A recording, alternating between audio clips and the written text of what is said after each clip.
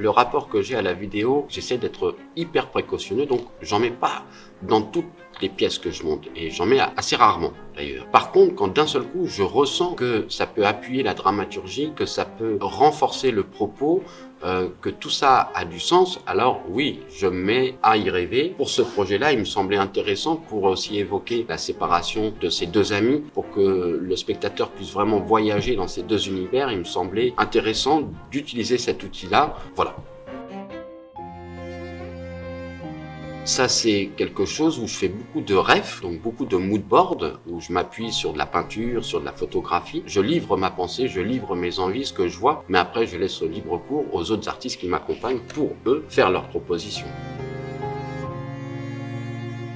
Moi, j'aime le théâtre aussi par rapport à ma génération, par rapport à une nouvelle génération que j'ai envie qu'ils ouvrent les portes du théâtre. Et donc, par rapport à ça, je me suis dit, d'une part, quand tu reçois une lettre, tu la lis, donc tu es en écoute. Après, ton corps a une réaction, donc il peut se mettre en mouvement, il peut se mettre debout, il peut se déplacer dans l'espace. Et à partir de là, j'ai créé une mise en scène du corps qui peut donner cette sensation où d'un seul coup, les choses sont en mouvement, elles ne sont pas figées et statiques, parce que ce qui se passe au cœur de la situation de ces deux hommes, ils reçoivent des lettres qui contiennent des choses qui les heurtent. Il y a aussi le cerveau, mais il y a aussi le corps qui est heurté, et donc d'un seul coup, il se met en mouvement.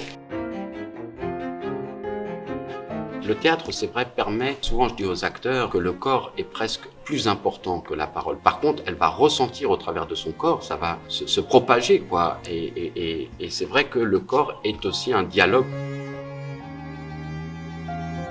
J'aime leur fou rire au tout départ, j'aime cette amitié qui met en contraste après la suite, mais j'aime beaucoup ce moment-là parce que il est vrai que j'ai été surpris que après la Première Guerre mondiale, il y avait énormément d'espoir au départ, et que quand son pote part en Allemagne, d'un seul coup, il est heureux pour lui, il trouve une Allemagne qui a plein d'espoir, et puis après, l'histoire, on la connaît maintenant, mais sur le moment, sur le présent, eux, ils ne se doutaient pas qu'il allait se passer ce qui s'est passé. Et donc moi, c'est quelque chose auquel je me suis vachement attaché et qui met vraiment après en relief la suite qui est bien plus sombre, bien plus noire, voilà, de ces fous rires qu'ils avaient, de ce manque d'amitié. Puis il y a une autre chose que j'aime beaucoup dans cette pièce, c'est aussi de traiter le rapport de l'amitié d'homme à homme. C'est pas tout le temps traité au théâtre, et que je trouve qu'il y a aussi une grande part de féminité chez l'homme, une grande part émotionnelle, et que ces deux personnages leur permettent en tous les cas de faire appel à cette palette d'émotions.